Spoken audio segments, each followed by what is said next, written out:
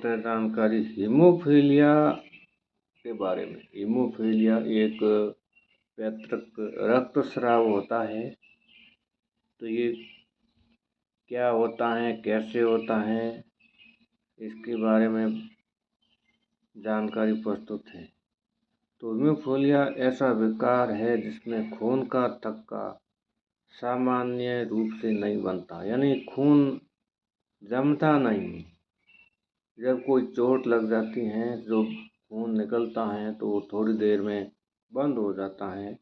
लेकिन जिनमें हीमोफीलिया होता है, हीमोफीलिया रोग होता है, विकार होता है, उनके खून का थक्का जमता नहीं है, खून बहता रहता है, जिनके कारण उनकी मृत्यु हो सकती है।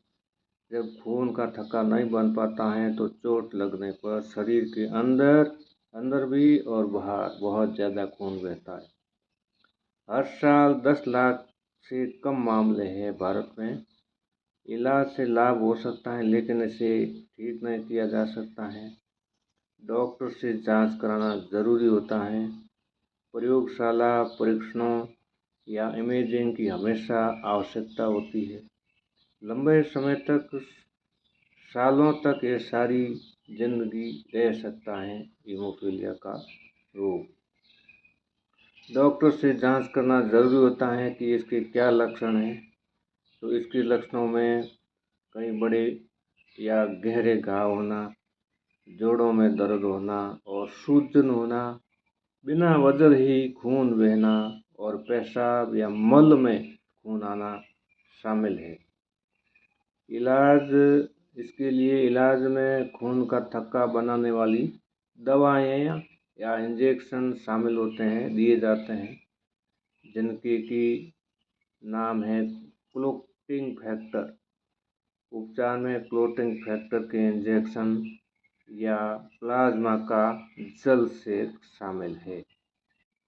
हीमोफीलिया एक आनुवंशिक रोग है जिसमें शरीर के बाहर बहता हुआ रक्त जमता नहीं है। इसके कारण चोट या दुर्घटना में यह जानलेवा भी साबित हो सकता है।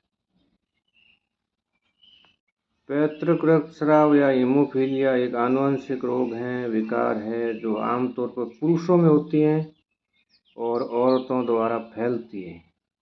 हीमोफीलिया आनुवंशिक रोग है जिसमें शरीर के बाहर बहता हुआ रक्त जमता नहीं है। इसके कारण चोट या दुर्घटना में ये जानलेवा साबित होता है, क्योंकि रक्त का बहना जल्दी बंद नहीं होता है। हीमोफीलिया ए और हीमोफीलिया का सबसे आम प्रकार है। हीमोफीलिया ए और बी दो तरह के रोग होते हैं। ऐसा तब होता है जब आपके पास पर्याप्त क्लोटिंग फैक्टर 8 नहीं होता है, तब हीमोफीलिया ए होता है। 1 लाख लोगों में से लगभग 10 को हीमोफीलिया होता है। और हीमोफीलिया बी है क्लोटिंग फैक्टर, खून में जो क्लोटिंग फैक्टर 9 होता है उसकी कमी के कारण होता है, और ये पर्याप्त मात्रा में नहीं होता है तब होता है। हीमोफीलिया का वाहक कौन होता है? हीमोफीलिया हीमोएफईलिया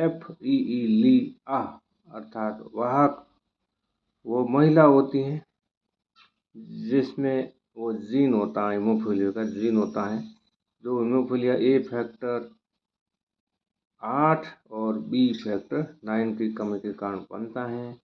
रक्त का सामान्य रूप से थक्का जमने के लिए फैक्टर 8 और फैक्टर 9 की आवश्यकता होती है। हीमोफीलिया रोगियों में जो खून बहता है जिसके कारण आयरन की कमी हो जाती है, इसलिए आयरन से भरपूर खाद्य पदार्थों में लेवर, दुबला लाल मांस, पोल्ट्री, पत्तेदार हरी सब्जियां जैसे पालक, ब्रोकोली, सूखे बीन्स, अनाज और किशमिश शामिल है। हीमोफीलिया स्त्रियों में क्यों नहीं होता?